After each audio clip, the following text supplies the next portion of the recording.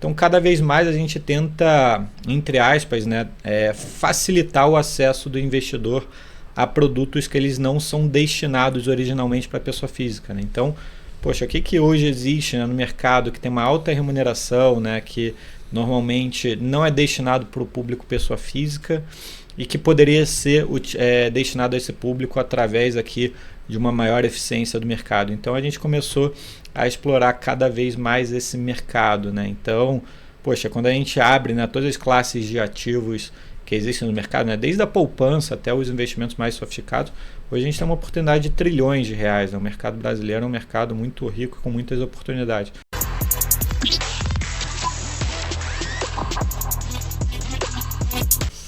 Fala FDBs, mais um fundo do baú, dessa vez com a volta dele, Marcos Saravalli. No último ele estava em agenda. Tudo bem, Marcos Saravalli? Melhor agora, né? Muito obrigado pela recepção, pelo convite, né? Mais um episódio especial aqui do Fundo do Baú. Ótimo! Para quem não me conhece, eu sou Pedro Barbosa e esse é o Fundo do Baú. Você pode ir lá no Instagram e botar @FDB_Fundo do Baú. E hoje, Saravalli, a gente vai falar sobre algumas questões que fogem do comum, alternativo. Isso é bom, né? Você gosta disso, né? Eu sempre gosto, né? É o famoso passarinho que acorda cedo, bebe água limpa, né? É isso que a gente vai falar aqui, né? Ele e seus ditados. Olha ele. Olha. Fala, garoto! Quem não escutou. Mas hoje a gente vai falar muito sobre as alocações que hoje tem, principalmente no mercado brasileiro, né? As alternativas que a gente tem para isso. E nada mais interessante do que falar com uma galera que foi precursora nisso, principalmente na evolução disso, né? Vou deixar o Rafael Lopes se apresentar um pouco mais e falar um pouco do que é esse mercado Bitcoin. Rafa, fala pra gente um pouquinho. Prazer estar aqui. Boa, primeiramente gostaria de agradecer o convite. Gostei bastante da analogia, inclusive, Marco. E o nosso dia a dia é justamente isso, né? Trazer inovações aqui para o mercado para auxiliar cada vez mais no oferecimento de produtos que chegam para cliente pessoa física no final do dia. E como que começou esse mercado Bitcoin? Como é que foi isso? Que era mercado Bitcoin, agora MB, como é que foi essa evolução? Boa, bacana. Bom, a gente surgiu naturalmente, né, como uma plataforma de criptomoedas no Brasil, né, muito com o intuito, né, de auxiliar, né, ter um suporte nacional, né, uma empresa nacional na parte de investimentos em criptomoedas, né? E conforme o business foi avançando, né, a gente começou a ver oportunidade de que, poxa, vamos aproveitar essa tecnologia, estrutura, né, que as criptomoedas nos permite para originar novos tipos de produtos, como renda fixa digital, precatórios, etc, né? Então, em 2019, o primeiro test drive, né, que a gente fez lá atrás foi um precatório para o governo federal, foi o primeiro precatório digital, onde a gente utilizava, né, justamente a estrutura, né, das criptomoedas como uma forma de trazer segurança, né, e permitir a estruturação de um produto, né, onde ele seria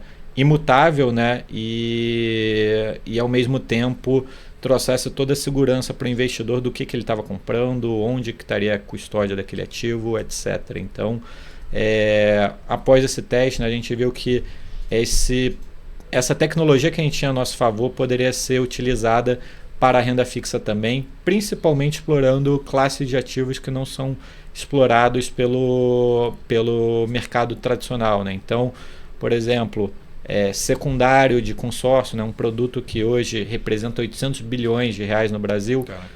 Um dado muito interessante, não sei se vocês sabem, hoje mais de 50% dos consórcios comprados por pessoas físicas, eles são cancelados ainda no primeiro ano. 50%. E quase 70% dos consórcios eles são cancelados antes do prazo final. Por quê? O investidor compra aquela carta consórcio para adquirir o seu carro, adquirir seu apartamento, chega no meio do caminho, ou ele repara, né, que aquele custo, né, ele acaba superando ali os recursos que ele teria para esse bem, né, seja a compra do carro, da casa, ou porque ele vê que aquele produto não é eficiente para o perfil de investidor dele. Então, o que acontece? ele resolve cancelar a sua carta de consórcio para não ter mais aquela obrigação daquele produto a longo prazo. Só que quando ele cancela aquela carta, ele só tem direito ao que ele já pagou daquele consórcio no prazo de vencimento daquele grupamento, né? Então, às vezes o investidor precisa esperar 2, 3 anos, 4 anos para receber de volta aquele valor investido. Então, muitas vezes o que acontece? Existem players no mercado que oferecem a recompra, né, de forma antecipada, com uma taxa de desconto em cima dela. Então, por exemplo, Pedro comprou um consórcio, chegou no meio do caminho, ele cancelou aquela cota, o MB, né, através de seus intermediadores, faz uma oferta por aquele valor do consórcio do Pedro aceitando, a gente faz o contrato aqui, né, de transferência, né, da cessão desse consórcio para a propriedade nossa, e com isso estruturando uma renda fixa altamente rentável, né, com garantias muito fortes por trás. Né? Após isso a gente começou também a fazer outros produtos como antecipação de recebível de cartão de crédito, etc. Então a gente começou a dar possibilidade para os investidores, né, com um alto grau de qualidade de crédito, né, risco, grandes bancos, grandes administradoras de consórcio, com uma taxa de retorno para o investimento, para o investidor muito alta. Então, aquilo que a gente falava, né, de poxa, para você ter uma remuneração alta, você tem que correr maiores riscos, a gente começa justamente a trazer ferramentas que não é bem assim o argumento, que é possível você ter uma alta remuneração sem correr grandes riscos, estando atrelados ali a grandes bancos, a grandes empresas que são extremamente sólidas e já com muitos anos de mercado. Caraca, você falou 800 bilhões de reais do consórcio? Perfeito. É um número surreal, né? Porque se a gente somar, por exemplo, consórcio, precatório, enfim, outras opcionalidades, né, antecipação, a gente está falando talvez um mercado de renda fixa bilionário, né, que a gente não tem trilionário, noção, né? Trilionário, que talvez a gente não tenha noção, porque a gente só conhece renda fixa CRI, CRA, LCs só, né? Assim, a gente está falando de um mercado gigante, que basicamente a pessoa física, principalmente o investidor, agora, porque ele sempre existiu, né? Mas existia assim, de banco para banco, existia de um banco para um fundo, um FDIC, enfim, não era acessível, né? Então agora a gente começa a falar, pô, caramba, eu também posso ganhar tanto dinheiro quanto um banco, tanto dinheiro quanto uma tesouraria de uma... Né? Acho que é basicamente isso, né? Acessar um mercado que era restrito ali a uma pessoa jurídica, né? Perfeito. Investidores já conseguiam através de FDIC, né? Mas para você ter direito a conseguir acessar aquele produto, na verdade, né, você teria que comprar uma cesta de ativos que estão dentro daquele FDIC.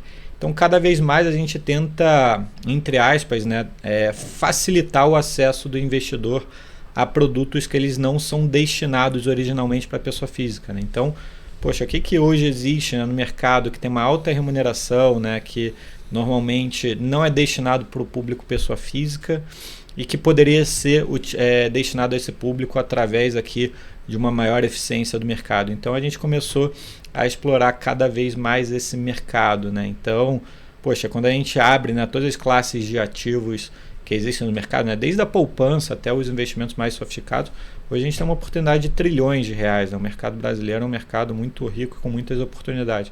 Poxa, por que a gente não começa a olhar linha a linha, né, identificar o que tem de ativo ali dentro para trazer para o investidor, pessoa física, aquele tipo de crédito também? Então, basicamente é o nosso propósito hoje em dia, né? Está muito ligado a trazer produtos aqui com alta eficiência de remuneração, sem deixar de lado a segurança que o investidor sempre procura. Não, isso é ótimo, Rafa. Até a ponderação que o Marcos fez, você acabou de responder, porque para você ter essa liberdade de acessar esse 1 tri, né, que a gente falou, a gente tem que ter um negócio que aí eu vou querer saber de vocês como que foi construído isso, que é a tecnologia. Perfeito. Não necessariamente a tecnologia em inovações de computador, algo desse sentido, mas a ferramenta. A tecnologia é mais isso. Né? Você tem... Antigamente existia tecnologia, só não existia computador. Basicamente isso, mas várias inovações do mundo foram tecnologias em cima disso. Como que começou isso? A visão de a gente ter que atingir esse público, esse 1 trilhão, mas como que foi começado a trabalhar das ferramentas? Então vamos começar aqui por cripto, que é não só uma criptomoeda para ganhar dinheiro ou para investir, mas também sendo isso uma ferramenta para acessar outros mercados, entendeu? Perfeito. Então, Até vocês podem falar até um pouquinho sobre a questão das parcerias que vocês têm de inovação também, Banco Central, enfim. Mas como que foi esse caminho tecnológico? Perfeito, excelente pergunta. Vamos lá, né? Para cripto, para muitas pessoas é algo muito novo, né? E parece ser algo muito complicado, né? Mas na verdade é muito simples, né? O que é criptografar no final do dia, né? Criptografar é basicamente você fazer com que aquela informação, né, ela não seja clara para alguém que queira hackear ou tem alguma má intenção naquela informação, mas por trás daquele código existe alguma informação ali de forma bastante segura, né, e sigilosa. Então, basicamente, o que são as criptomoedas, né? Qual que é a tecnologia que existe atrás da criptomoeda, né? Existe ali toda a forma, né, de você assegurar que aquela codificação significa algo, né? Então, poxa, a gente fala do mercado de criptomoeda, né, e a gente está falando aqui do mercado de investimento, mas, por exemplo, o mercado imobiliário começou a utilizar muito essa tecnologia também, por incrível que pareça, né? Então, a criptomoeda, né, por exemplo, Pedro vai lá e compra um Bitcoin, né? Poxa, do Rafael, né? Transferir aquele valor, né? Como que é feito aquilo, né? Basicamente, aquela criptomoeda que tem o Rafael, né, por exemplo, um Bitcoin, por exemplo, ela tem uma codificação por trás, né? Aquela do Rafael é o ABC123. Quando eu passo essa criptomoeda para o Pedro, aquele ABC123 ele vira, na verdade, ABC1234, né? Ou seja, eu tenho um registro, né, que aquela propriedade minha está sendo transferida para o Pedro.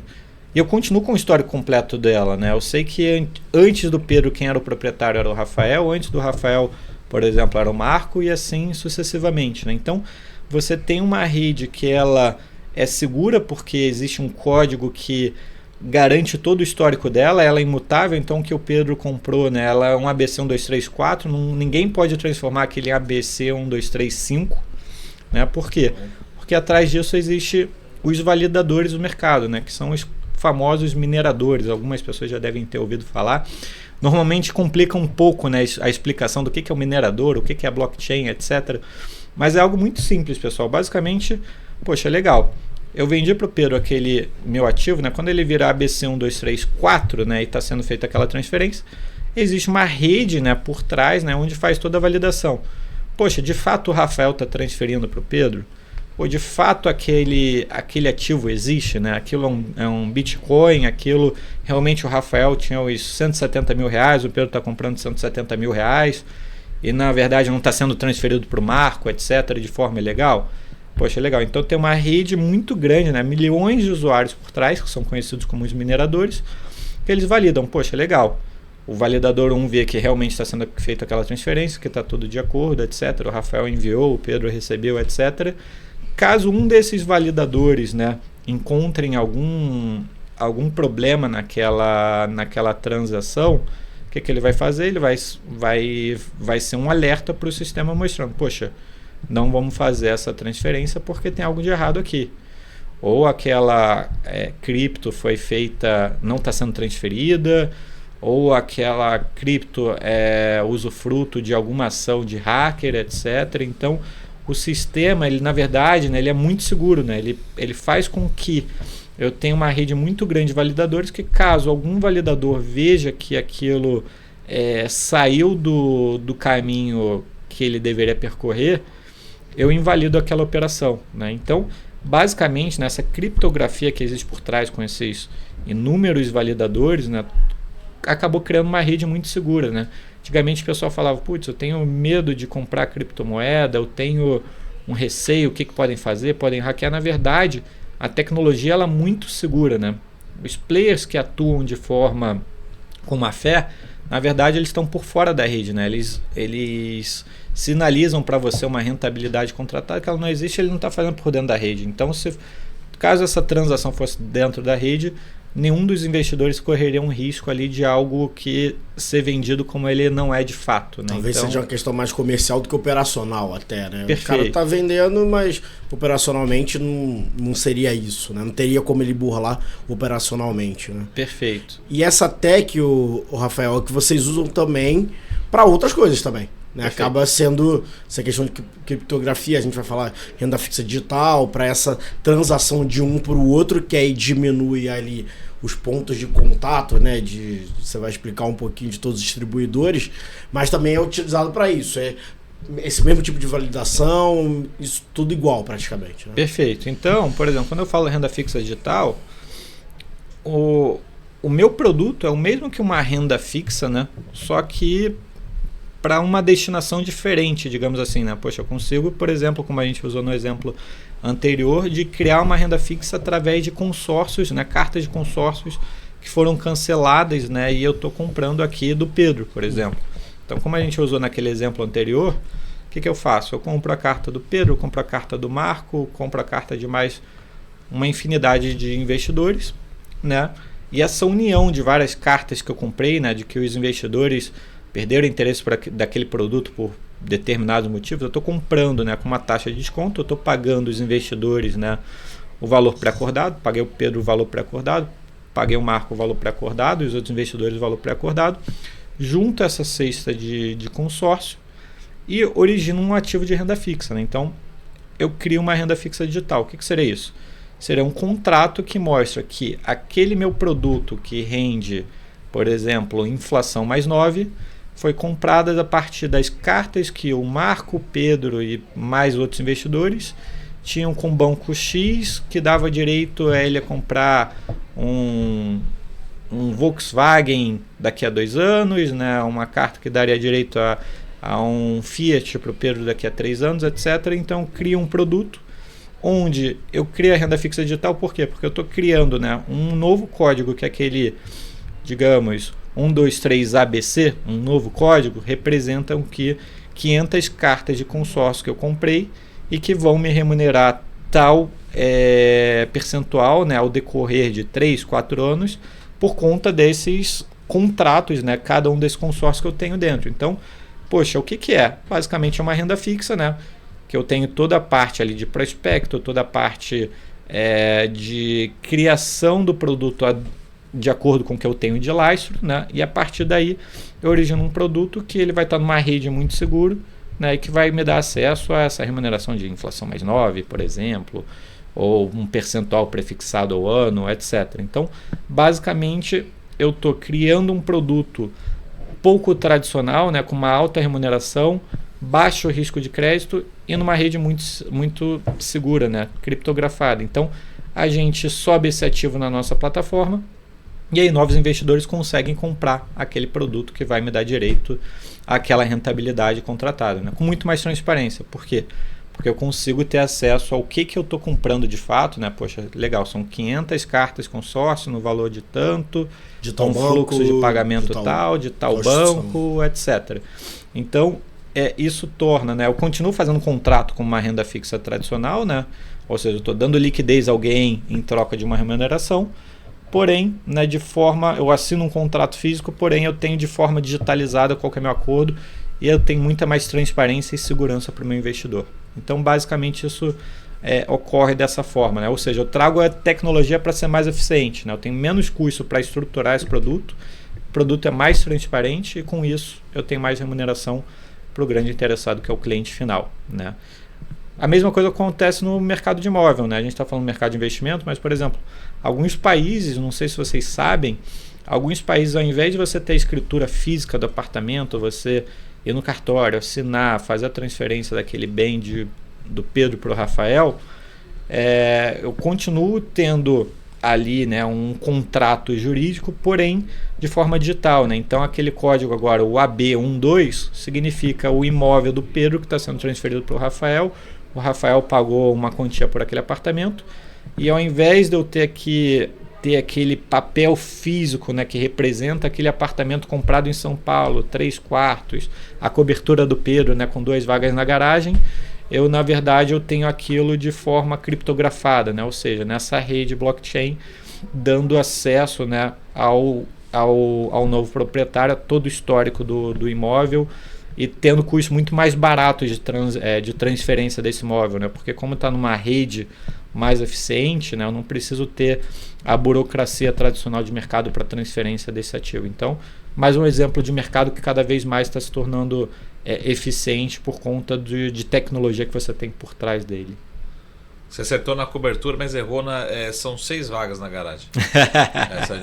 Atualizando aqui, né? É bom que a gente aluga, né? Faz mais dinheiro. O Rafa, uma pergunta assim. Você já explicou, mas só para deixar claro, essa conexão entre o mundo das criptos, né, e com o mundo da renda fixa digital, no sentido assim, para uma empresa chegar no mundo da renda fixa digital, conhecendo o mercado de cripto, né, a tecnologia blockchain, te facilita chegar no renda fixa digital? Ou, além disso, né, na verdade, não só facilita, mas sim, é uma condição.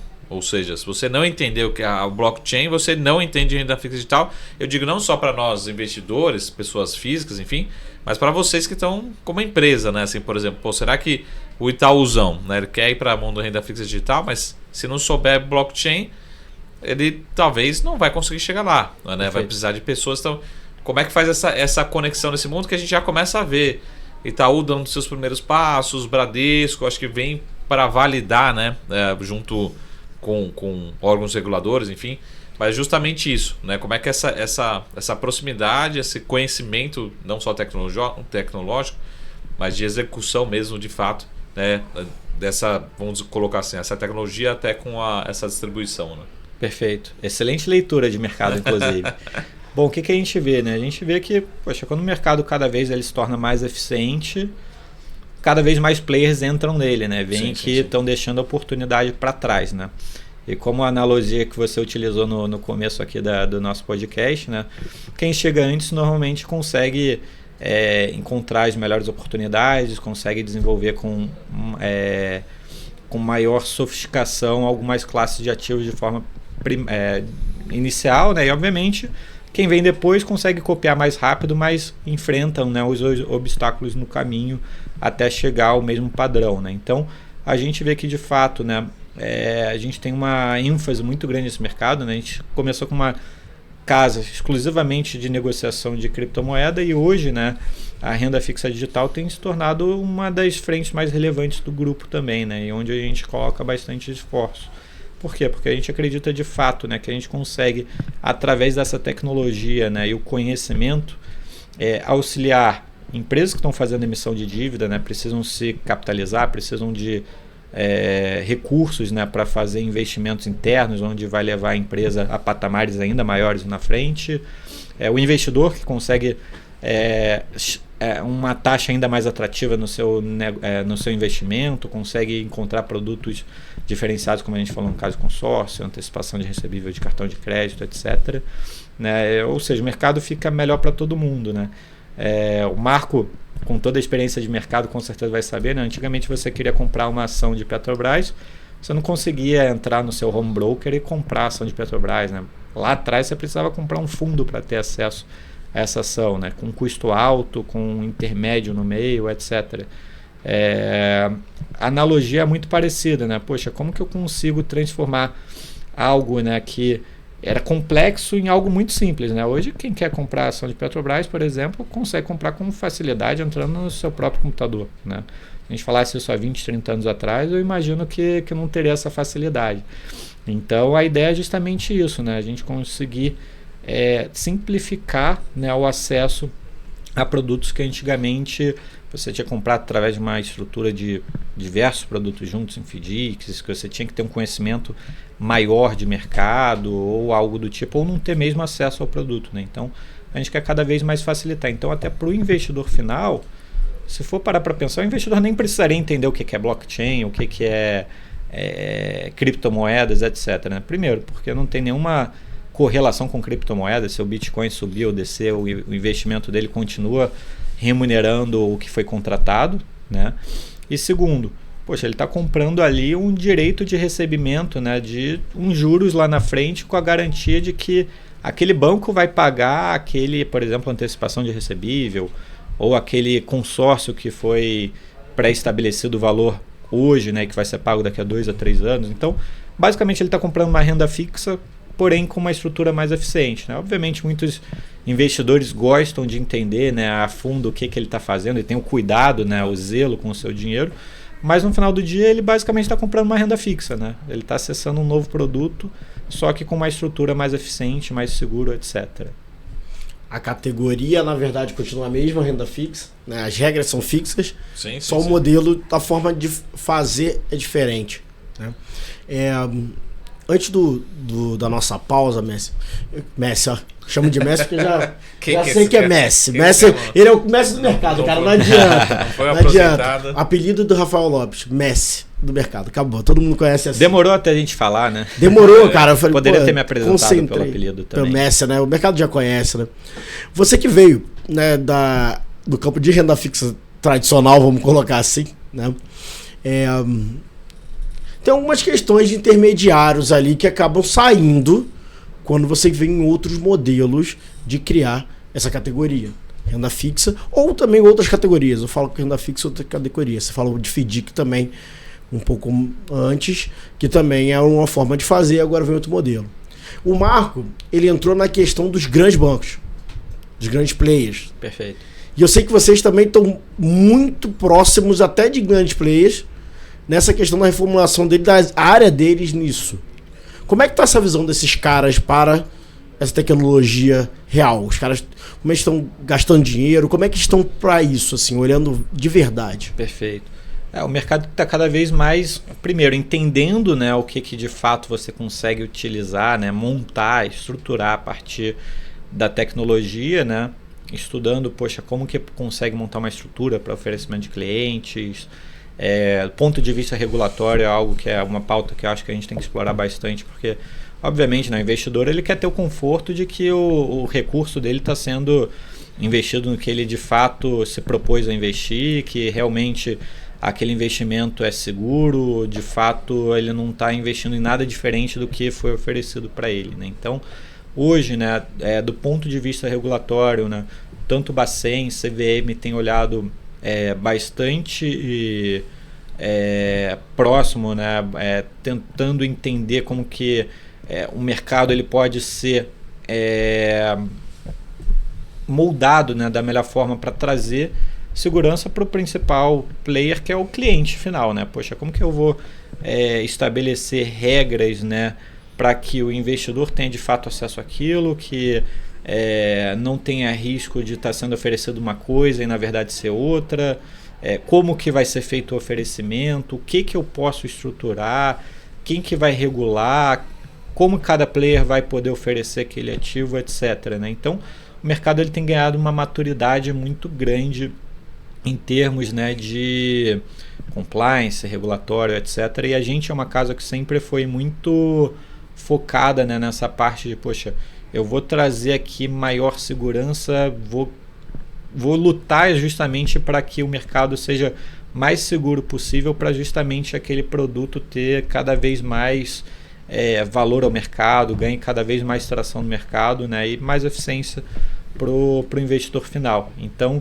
algo que a gente internamente olha e se cobra muito internamente também é, poxa, como que eu devo auxiliar aqui no dia a dia que os próprios órgãos reguladores para que aquele produto tenha cada vez mais apetite do mercado e o mercado veja ele com bons olhos, tá? Então, uma série de casas, né, obviamente com muita seriedade, estão justamente tentando se modelar da melhor forma possível para mostrar, poxa, esse investimento aqui, ele de fato traz uma segurança e maior eficiência. Poxa, vamos cada vez mais aumentar a tração, né, dessa classe de ativo para que traga maior eficiência para o mercado. Então, eu imagino, né, que os players sérios, os players tradicionais de mercado, cada vez mais vão olhar, né, e vão se preocupar, né, em trazer esse cenário mais mais arrumado, né, mais regulado, sem tirar a eficiência do produto em si. Então a gente tem aqui uma expectativa muito grande quanto ao futuro do produto, seja dentro do MB, seja em outros casos que a gente, obviamente, o que é bom, claro, obviamente ele precisa ganhar tração em outras casas, né? Até para o investidor final é bastante importante isso. Então é algo que a gente olha aqui com muito brilho nos olhos, né?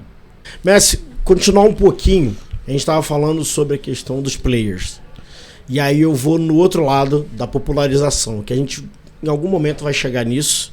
Isso é bom, né, para o investidor final ter a capacidade até de conseguir fazer sua diversificação, enfim. E ficar junto ali a carteira dele já uma coisa bem implícita, né? A parte digital, os outros pontos digitais. Porém, hoje vou dar um exemplo, né? Na parte de renda fixa digital, quando a gente trabalha em consórcio, vocês só trabalham com grandes players, né? Então consórcio do Santander, consórcio, enfim.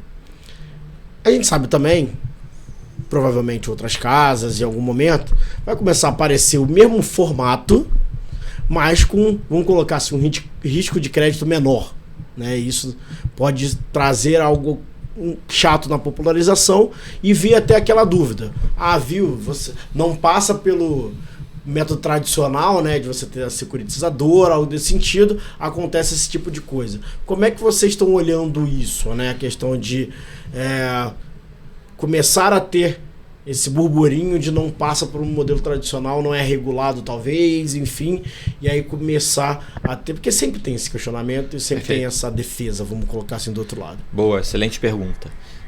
Perguntas sempre de muita qualidade aqui no podcast com vocês. Aprendo com o Marcos. Basicamente, né, hoje, usando uma boa analogia aqui, né, a gente explora produtos de fruta baixa, né? A gente vai na árvore ali, pega os que estão ali com maiores oportunidades, né, e maiores rentabilidades, né? Então hoje, como a gente comentou no início, né, a gente tem um mercado de trilhões no Brasil. Hoje eu exploro principalmente aquele produto que tem uma alta rentabilidade, um alto conforto de crédito. Olhando o mercado para frente, né, o mercado se popularizando, ganhando tração, cada vez mais, né, os produtos vão se diversificando, sem dúvida alguma.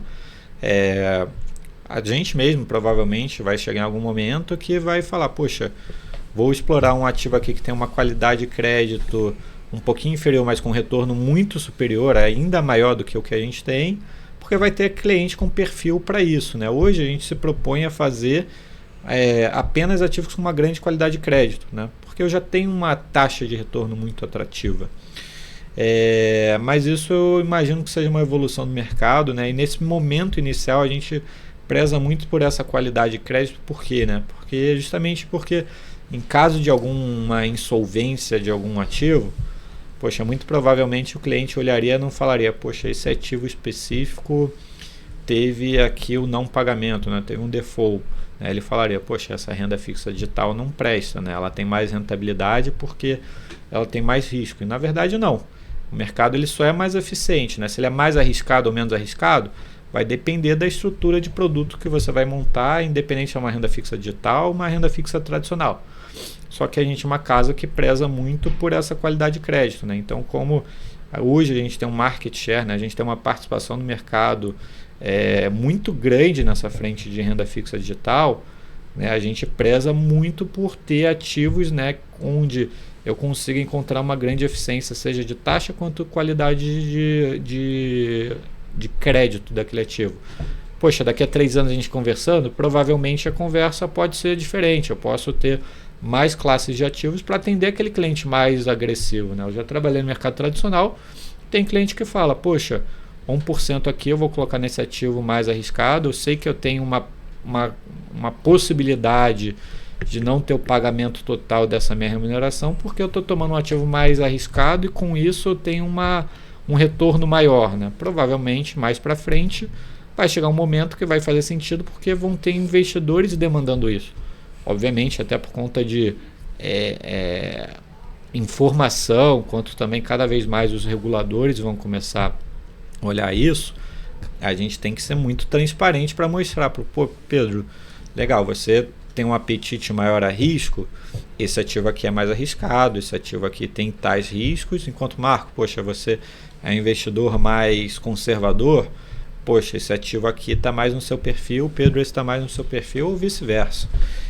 Então é algo, né, que a gente se preocupa muito, né, e que assim como no mercado tradicional, os reguladores também vão se preocupar, né? Poxa, eu não vou fazer um oferecimento de um ativo que não seja de acordo com o perfil do meu investidor, né? Não tem como eu virar pro Pedro e falar, poxa, Pedro, investe nesse ativo aqui que você vai ter uma rentabilidade de 25% ao ano, e o Pedro é um investidor da poupança ou daquele ativo que o risco é praticamente zero, né? Não combina com um tipo de perfil do Pedro, por exemplo. Então, o mercado vai se sofisticar, mas é importante, obviamente, você ter sempre ali a transparência, né? E o encaixe entre o perfil do investidor e o perfil do ativo. Boa, vamos só para... Eu queria só para ilustrar um pouco, pegar um caso real, né? A gente fala muito de renda fixa, a gente lembra de título público, né? A inflação mais 4, inflação mais 5, inflação, quando dá todo o estresse ali, a gente encontra a inflação mais 6. Mas justamente isso, quando a gente fala de algumas alocações na renda fixa no MB, renda fixa digital, a gente tem alguns inflação mais 8, inflação mais 9, chegamos a ter até taxas maiores, né? Mas se a gente pudesse, provavelmente você tem esses números frescos na cabeça, assim, quanto isso ao longo do tempo parece pequeno, né? A diferença, não, mas eu vou ter aqui só 2% a mais, 3% a mais, né? Mas isso você vai compondo ao longo do tempo, né? Você tem, às vezes, daqui a 5 anos você tem 30% de diferença, 40% de diferença. Perfeito. Começa a famosos juros compostos começa a trabalhar a seu favor, né? Então, só para traduzir assim, o quanto pode realmente agregar de ganho patrimonial ao longo do tempo desse tipo de alocação, né? Perfeito. Queria eu ter 2% a mais de rentabilidade nos últimos 10 anos, né? Estaria com certeza numa situação ainda melhor.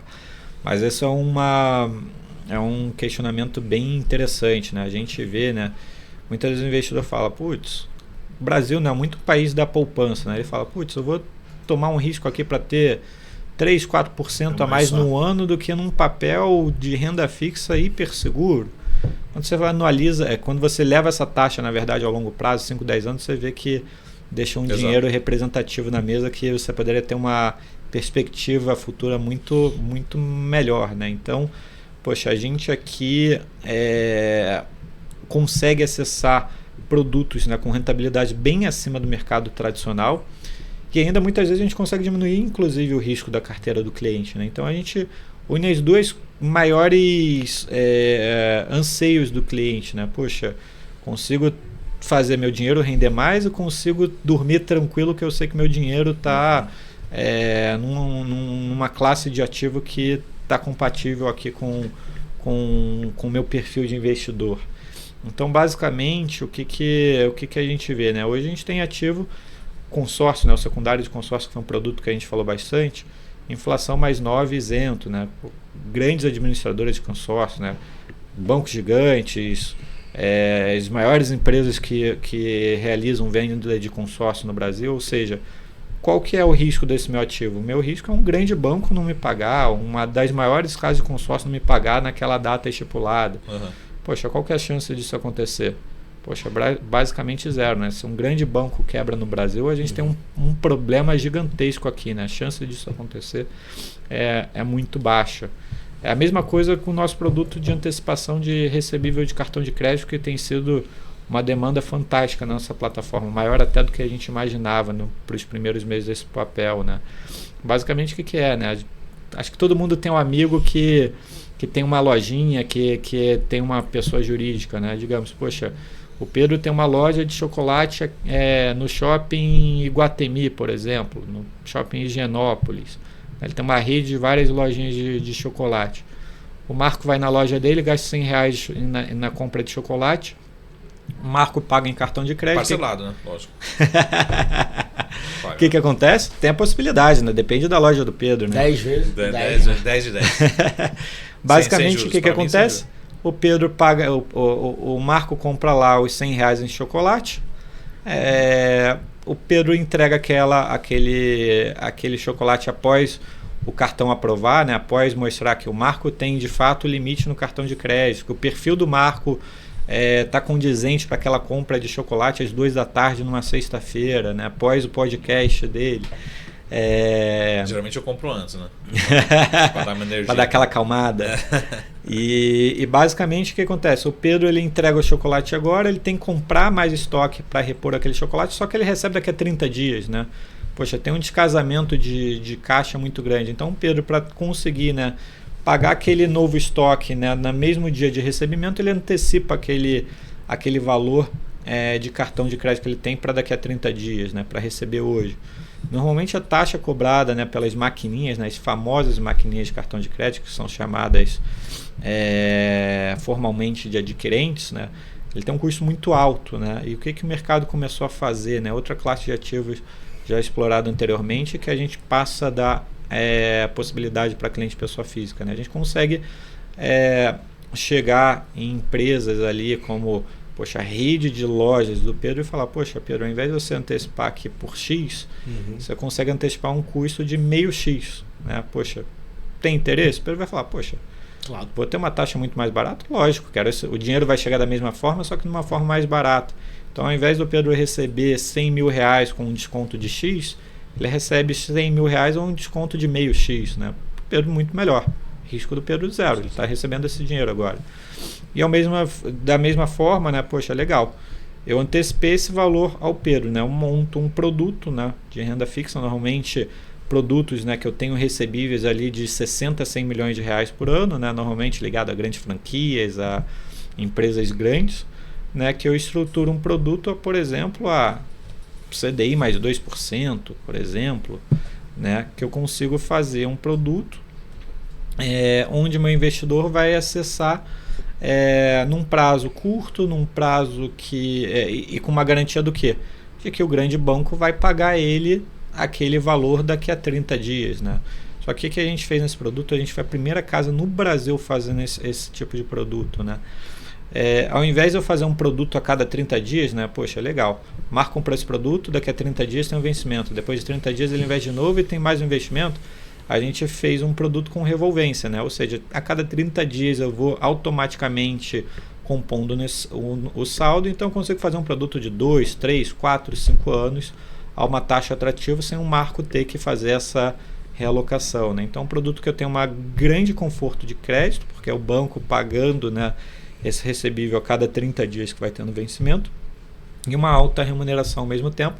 E ainda com uma grande atratividade que a gente tem hoje no mercado é que se eu compro renda fixa digital, né, ela se enquadra na Receita Federal na classe de criptoativos, né? Ou seja, isso é bom.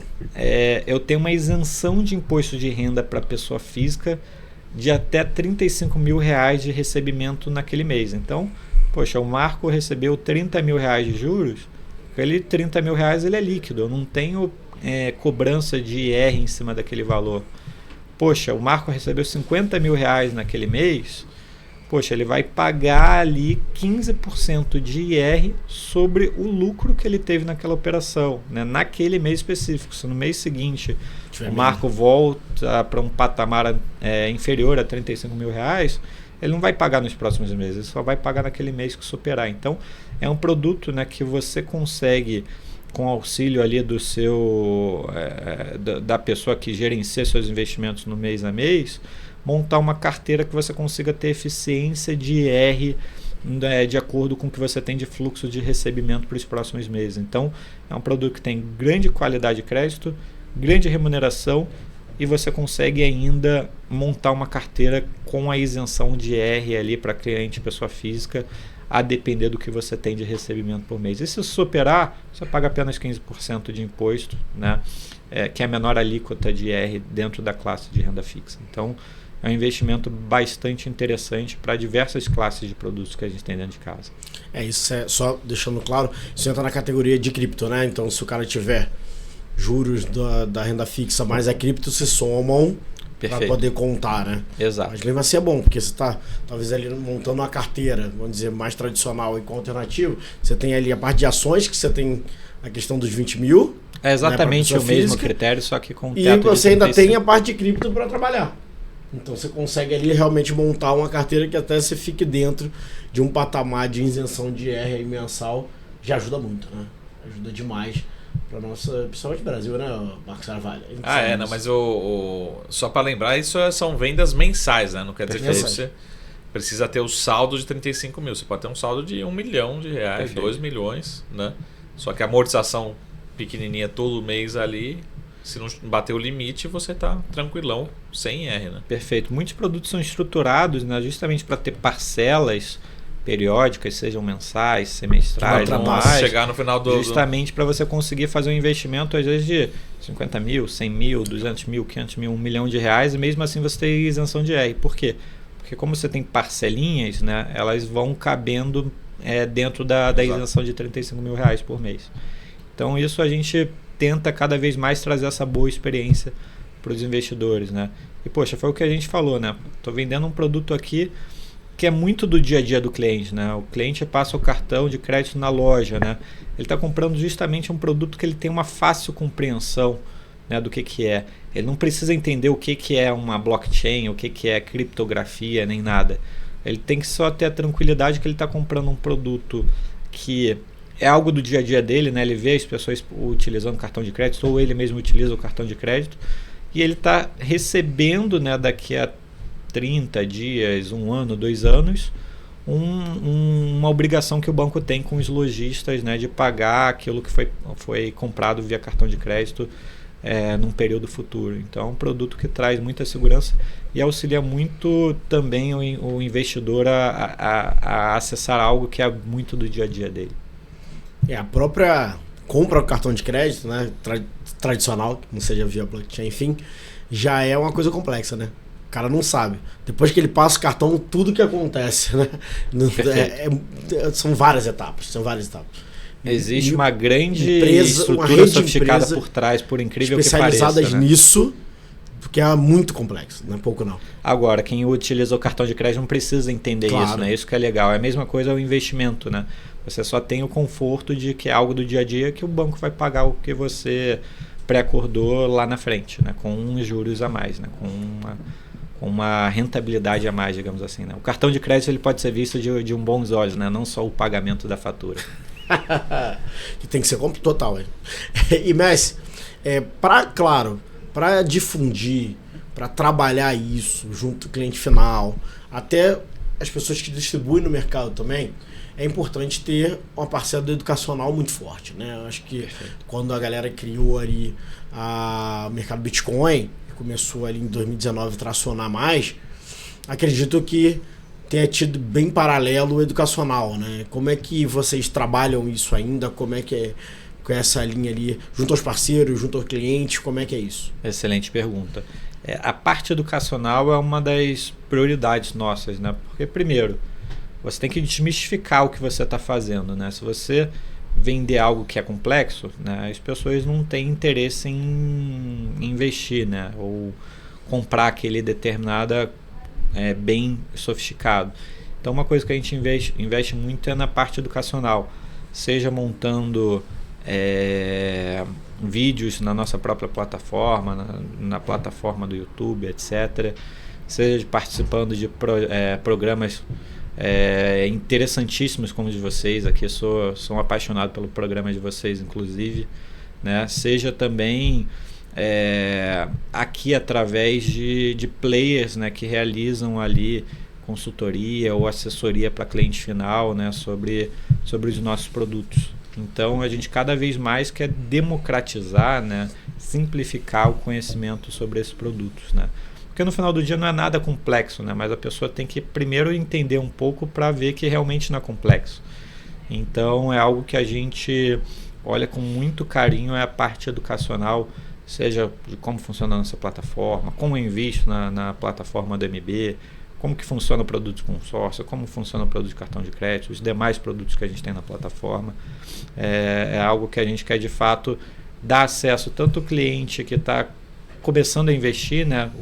Quem está fazendo o primeiro investimento, o cliente que está saindo da poupança, o cliente mais sofisticado que quer compor parte da renda com mais uma classe de ativos, né? Vocês, acho que mais do que eu, devem ver, né, que tem cliente que às vezes fala, poxa, preciso diversificar mais minha carteira, trazer algo novo, trazer algo descorrelacionado com o que eu já tenho na carteira, né? O cliente gosta mesmo. Cliente que gosta, né? Gosta da novidade, a gente escuta muito isso, né? O cliente fala, poxa, quero conversar com vocês porque eu gosto de novidade, eu gosto de tecnologia. Então é interessante as conversas que muitas vezes que ocorrem justamente por conta desse público também, né? De investe porque ele quer novidade, né? E é isso que a gente se propõe a fazer, é trazer novidades mais eficientes na classe de investimentos. Muito bom. Mestre, só para a gente terminar aqui, como é que você vê o mercado daqui 2, 3 anos? No sentido assim, a gente tem o Open Banking acontecendo de fato, até acho que o Roberto Campos falou esses últimos dias, que ele falou assim, daqui a 2, 3 anos você não vai ter mais aplicativo do seu banco. Tudo vai mudar, né? A gente estava conversando sobre isso. Né? E acho que é justamente isso, porque hoje a gente fala de renda fixa, a gente fala de renda fixa digital. Para mim, daqui a 2, 3 anos, a gente vai falar assim, renda fixa. Tem uma dando aqui inflação mais 6 e essa aqui inflação mais 9. As duas são renda fixa, né? Você vai ter um aplicativo lá agregando tudo, enfim, cada um vai escolher o seu. Eu vejo dessa forma, né? Hoje a gente tem muita distinção, né? Essa aqui está digitalizada, essa aqui está dentro de um fundo, não? Como é que você vê essa evolução? Né? E daqui, acho que rapidamente a gente vai ter alternativas, né? Hoje a gente tem essa evolução. Como é que você vê os próximos passos desse mundo? Né? Desse mundo não só tecnologia, não só de renda fixa, mas de sistema financeiro como um todo, né? Perfeito. Essa matéria é muito interessante, né? Para a gente que gosta de tecnologia, né? A gente vê que cada vez mais a tendência das coisas são facilidade, né? Poxa, eu vou ter um aplicativo dos 2 bancos que eu tenho minha conta, etc. Poxa, e uma corretora que eu tenho conta, por que não tem algo consolidado, né? Então é o tipo da coisa que hoje a gente olha, putz, é estranho, né? Mas daqui a 2, 3 anos a gente vai falar, caramba, como que ninguém tinha pensado nisso antes, né? Inclusive, eu já morei nos Estados Unidos, uma coisa interessante para vocês verem como que o mercado bancário brasileiro, né? O setor bancário brasileiro é muito bem desenvolvido, né? Eu tinha que ir ao banco pagar meu aluguel mensal, né? Eu não conseguia fazer de forma digital, né? Isso há 5, 6 anos atrás. O Pix saiu no Brasil, né? Uma ferramenta maravilhosa, né? E as pessoas falam, putz, como que vai funcionar isso? Hoje em dia é super fácil você realizar esse tipo de movimentação. Vem o Drex agora, né? A gente, inclusive, o MB está no consórcio, né? do Real Digital, que é outra funcionalidade que vem, né? Uma forma de você realizar uma transferência condicionada a algo, né? Poxa, eu estou comprando um apartamento, está tudo certo, posso realizar essa transferência do recurso, não tem nenhuma fraude aqui no meio, títulos públicos digitais, etc. Então, a gente é bastante estudioso nessa frente, né? Que a gente acredita que realmente tudo caminha para a forma da simplicidade, né, e do aumento da eficiência. Então a gente se propõe a tentar, inclusive, acelerar esses processos, né? Poxa, como eu trago investimentos mais simplificados, com mais rentabilidade, etc. Então, a gente participar, inclusive, do Real Digital mostra que, de fato, a gente acredita que a tecnologia está muito a favor da humanidade.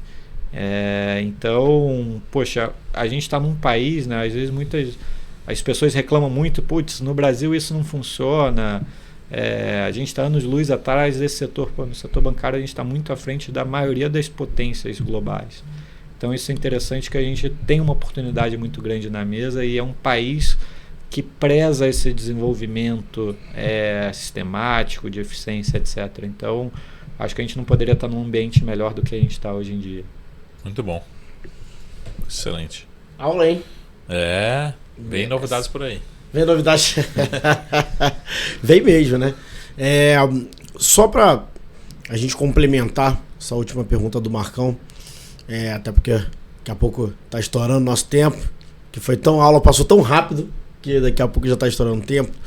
O que você diria então para esse investidor final, né, que em algum momento, como o Marco falou, vai ficar ali só na categoria renda fixa? A gente deu o exemplo da renda fixa, mas tem outras categorias também, fundo, o cara fazer algo em FDIC que não faz mais.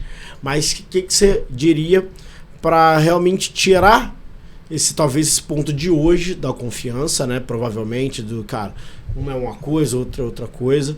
Como que você diria o olhar? Claro, talvez você vai falar um pouquinho da diversificação, mas o olhar e essa busca mesmo para alternativos. Hoje ainda entra como alternativos, depois acho que vai ficar um pouco a carteira do investidor e não alternativo em si.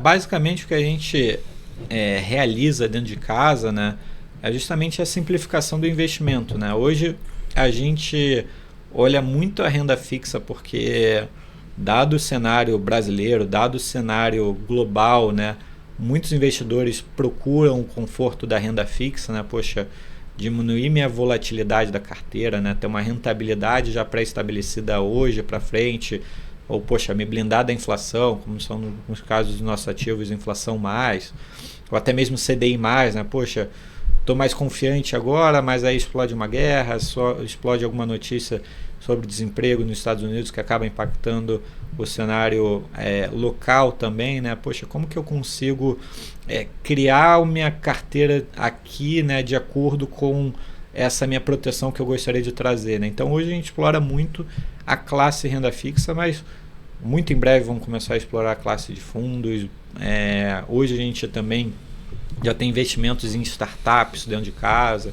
Então, poxa, a gente começou com uma parte, né, de uma casa de atendimento exclusivamente às criptos, né, moedas, né, algo que, poxa, acho que eu nem preciso falar aqui que é a nossa essência, mas a gente, além da parte de cripto da renda fixa digital, cada vez mais vai explorar novas classes de produtos, né? Então, poxa, como tudo na vida, né, você vai explorando o que é prioridade, né? Poxa, você tem limitação de capital humano, né? O que eu vou desenvolver primeiro? Eu vou desenvolvendo o que eu tenho tido mais demanda interna. Mas, sem dúvida alguma, vão aparecer novas oportunidades que vão sendo exploradas de acordo aqui com capacidade nossa de desenvolvimento, quanto também demanda de produtos internos nossos, né? A gente é 100% focado na parte de investimentos, né? Então a gente vai, de fato, se propor a trazer mais eficiência para os investidores e atender as demandas deles, sejam em ativos de renda fixa, seja com uma forma de blindagem à inflação, etc. Então, imagino que daqui a um ano, se vocês me convidarem novamente, a nossa conversa provavelmente vai ser totalmente diferente do que a gente está tendo aqui, né? Vocês melhores do que eu sabem que o mercado é muito dinâmico, né? Então, hoje uma classe de ativo é muito falada e em um determinado momento eu diminuo um pouco aquela alocação para aumentar mais da outra, né?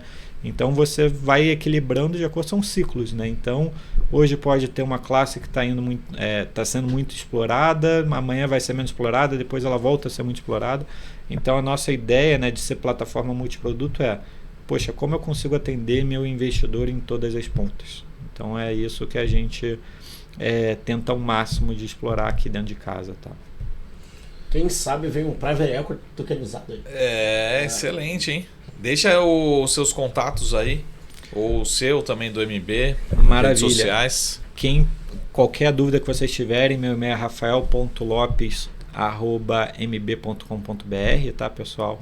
Precisando qualquer tipo de ajuda, quer entender mais o mercado, poxa, como funcionam os primeiros passos, podem mandar e-mail que a gente marca um bate-papo. Já fiz muito bate-papo também com investidores que já tinham posição com a gente ou que queriam entender mais a nossa plataforma, e as conversas são sempre muito gratificantes para a gente, tá, pessoal? Então, hoje a gente é uma plataforma de 4 milhões de clientes, né? A gente começou com a parte de criptomoedas, né? E foi expandindo para a classe de renda fixa digital.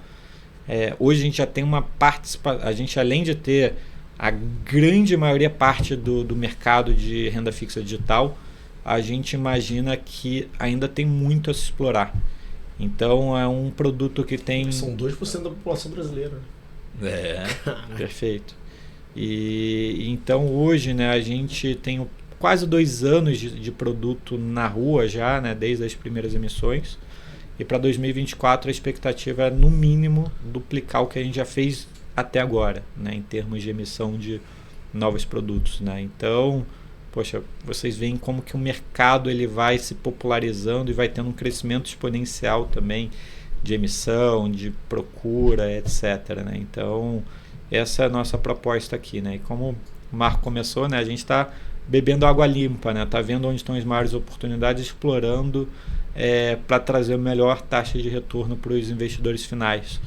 Então, eu convido todos vocês a acessarem a nossa plataforma, olharem o que a gente tem de disponibilidade de produto, porque com certeza vai ter algum ativo ali que se enquadra no perfil de investidor, né, nos anseios de cada investidor. Então, o Instagram também está tá lá direto. Isso, perfeito. Mercado Bitcoin também, tem todos os materiais. Praticamente todo dia também tem artes ali que saem nos stories comentando do que a gente tem disponibilidade, visão de mercado, etc. A gente tem um research da parte de criptomoeda também interno. Então, convido vocês a acessarem nossa plataforma, nossos conteúdos. Na plataforma YouTube também tem bastante material e bate-papos sobre o que é renda fixa digital, quem é o MB. Não é o primeiro bate-papo que a gente fez aqui. Quem já assistiu, convido a assistir novamente, porque sempre tem informação nova para acrescentar ali no dia a dia. E também agradecer aqui o convite de vocês para mais uma vez estar falando com vocês. Ótimo, pessoal. Excelente. E aqui encerramos mais um Fundo do Baú, né, Marcos? Fundo do Baú agora Fundo do Baú com novidades aí, com tecnologia e os próximos passos do mundo digital. Né? Eu sei que o Messi vai trabalhar em 2024 pra caramba, né? Pelo que ele falou. Pelo visto, sim. Acho que o próximo podcast eu vou estar com mais cabelo branco, provavelmente. Hoje são poucos. Galera, então vai lá no @FDB_Fundo do Baú no Instagram, nas plataformas LinkedIn, do Marcos Aravalho, minha plataforma também, Pedro Barbosa. E fique com Deus. Até a próxima. É isso aí, abraço. Um abraço, pessoal. Tchau, tchau.